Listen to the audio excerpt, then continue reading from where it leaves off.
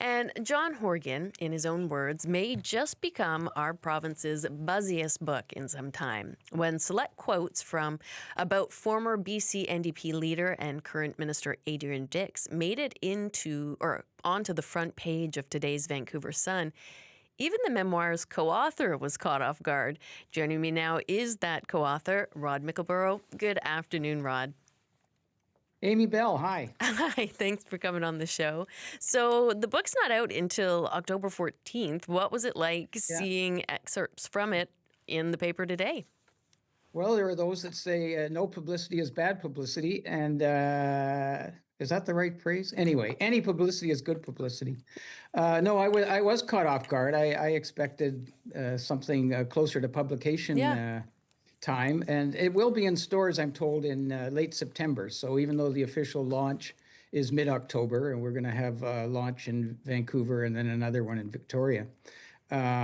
So there's that. And so Vaughn had an advance copy and wrote about it like a good journalist should, Right. and caught this journalist off guard. But there it is. I love it. Even somebody like you can still get surprised, Rod. I do want to Very get. much so. I want to get to some of the stories you tell in the book. Is there any anecdotes that come to mind for you? Oh, there's so many. I mean, John and I, like, it's in his own words, as the title says, and it's not written out, and it's based on a series of interviews that we conducted over a fair amount of time. There were the substantive interviews that we did in the spring of 2023 on the real serious issues like LNG and Site C and the Trans Mountain Pipeline, COVID, relationships with the Greens, all the heavy duty stuff that came across his plate as premier. And it wasn't determined yet at that point that there would be a book, although John was interested in leaving some kind of a legacy. And I was chosen to do those interviews. And I did them as a journalist. And I pushed him and said, well, come on, John, is that really right? That kind of stuff. And it was recorded at Royal Roads University. And they had people there to record it all. And they went very well, those substantive sessions. And the decision was made, well, yeah, there's good stuff for a book. And he's serious about these issues, talks well about them. And so then we had to fill in the blanks, so to speak, and his early life and his early years in politics before he became premier. And by then he was the ambassador to Germany. So we started a series of Zoom sessions while he was in Germany. So those went very well. He's a great storyteller. Try to pick one. You may not even get one. There's so many. Right. And then he got another cancer diagnosis, and they came to a halt. And there were still some to do, we thought, but so we just didn't know what the future was. And then I got an email from him several months later, because it was throat cancer, and he said they'd fixed him up with a tube, and he said, I don't sound like Stephen Hawking, and he thought that we can continue. His sense of humor never left him. No. And so we managed to do 4 more Zoom sessions, and John was in his hospital bed in Berlin. But the sessions were fine. He was a little short of energy, but it was still John Horgan. And we'd pretty well wrapped them up. And then he got the real bad news that there was nothing, that it was fatal, Right. and he wasn't going to survive it. But remarkably, we had basically finished. And, there are so many stories. I know. Has everybody heard the water anecdote? Tell it.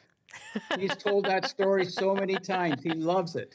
So I'll tell the water anecdote, and I won't tell it as well as John. But so he goes to Ottawa for the first time as premier, and all the national press corps is there and so on. And he has a session with Justin Trudeau. And one of the big issues at that point was the Trans Mountain Pipeline.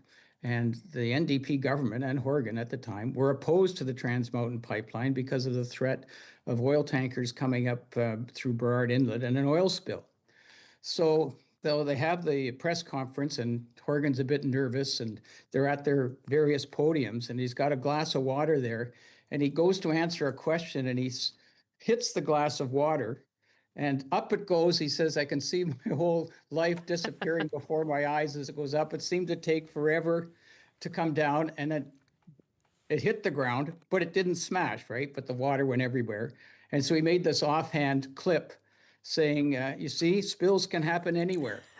And so that was fun. The gallery was all laughing. But then Justin Trudeau says, okay, it's okay. We can get somebody to clean that up. And John Horgan says, of course you will. It's a federal responsibility. He was he was Spills are a federal responsibility. he was incredibly quick, and I have heard that story so many times, and it always Yeah, is, I knew you so had, but amusing. he never stopped. He would say, how many of you heard this anecdote? And half the crowd would put He'd their be like, hands up. anyways, let me tell you And a he said, story. here it is again. Uh, in the book, I got one more, but I don't know how much you want to go over. you got to save some material for the book, Rod. Well, that's absolutely right. In the book, though, John is pretty honest about a few moments in politics, including the 2013 election, where Adrian Dix and the NDP were believed to be ahead, only to lose to Christy Clark's Liberals. John calls it one of the worst campaigns I've ever seen. What did he have to say about that? Well, he has a lot to say about it, and I'm not going to maybe elaborate on what Vaughn says. You have to buy the book. But I mean, there was a consensus. This was a disastrous campaign. It's not just John Horgan saying it. I think it might surprise people that he was blunt as he was about it. But they were way ahead in the polls, and the province newspaper ran this famous front page headline picture of Adrian Dix that he could even kick a dog and still win the election. And that's how much of a sure thing it was, but it got squandered, and Christy Clark campaigned well, and they lost. Sort of like Pierre Poilievre had a 20-point lead, and he lost. But this was, it was just considered a disaster. And I will say there's a lot more about Adrian Dix in the book. Was one of the pivotal people in John's political life, and they were friends for a long, long time. And he talks a lot about Adrian in the book, so it's not just he hammers Adrian. So I should point that out. And even from But the he was excerpt. blunt about the 2013 election, didn't hold back, and that's characteristic pretty well of his memoir. It's a candid memoir. It just isn't sort of boilerplate, and then I did this, and then I did that. And one of my notes say for that day, oh, I better put that in the book. He had a story he wanted to tell. He's an engaging person, a sense of humor, but he took politics seriously, and he took the issues seriously. So a lot of the book is serious, And I'll say one other thing that I really like about the book is his early life.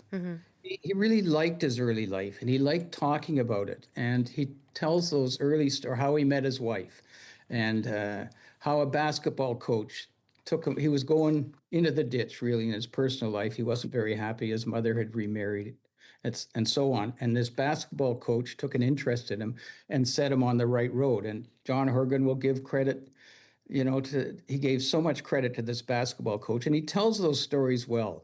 And you get a glimpse of what life was like behind the scenes, too, in politics. Yeah. And what he went through when he became the leader of the NDP. He had very little confidence. He felt he was failing.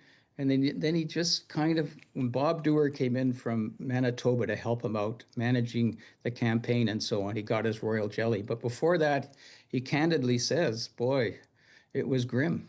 And yet, unlike most politicians, he was more popular by the end than he was when he was, starting out. So it's a testament to how much people did respect him and how much they believed in him. It must have been very difficult, at the end of the writing process to find out how sick he was and that he, would not be there necessarily to see the book. How did those conversations go? Yeah, that of course is so bittersweet. I'm very happy the book's out. It's in John's words. I hope people enjoy it. I think it's a very good read, but it's bittersweet. Yeah. He won't be at the book launch, I didn't get to go over the book with him, saying, are you sure you want to say this, John? Or do you want to add this here? Or, et cetera. And some of the book, and whether you want to comment on stuff that happened after you stepped down as premier, because some of the book will be dated because events have blown up that, no one could have foreseen, No. And so, I had to work hard, and I did my best every word is John's, is to do the best job I could without John's help. And so it does. I mean, I miss him. We bonded, and it was a very close relationship. We enjoyed each other's company. We both love sports, You know, that's one of the things he said when we were going to renew our conversations after his diagnosis is that, so not so much about sports. And then he said, okay, a little bit about sports. Balance. It's all about But balance. it's bittersweet. There's no question about it. And it's a great tragedy that we've lost John Horgan, Yeah. who had so much still to offer, and that he never got a chance to put his final touches on the book. I think the book stands up. I think it's a good read because it's John Horgan, right? I have no doubt, but Got that aspect to it. I imagine how difficult it has been for you in that sense. What do you think, just before I let you go quickly, his legacy will be? Well, he talks about his legacy in the book, and I mean, this is what got him going. Uh, he wanted to leave some kind of legacy, but I think what he leaves is how to practice politics that are genuine, and not just for photo ops or reacting to the latest headline. He took it seriously, and I think this is one of the reasons he was popular still at the end, is that a lot of people like John Horgan who didn't like the NDP and would say, well, I don't like the NDP, but I sure like John Horgan because he was himself Yeah. as premier. He was genuine. And people sensed that, And I mean, they left incredible legacies with LNG and Site C and those kind of legacies. No question about it. He talks about the small things they did about funding adult education for people who had been in foster care. That sort of those little things that made such a difference to people's lives. He loved that kind of stuff too. He left these political legacies, but most of all, I think his legacy may be the way he practiced politics. Whether that's still possible anymore in this days of even increased social media and negativity and so on, it may be that age is past. But he practiced politics in a way that people responded to. And, there's a lot of lessons maybe for future politicians or current politicians in the book. And he took that seriously. Really looking forward to reading it, Rod. Thank you so much for joining us. Thanks for the time, Amy.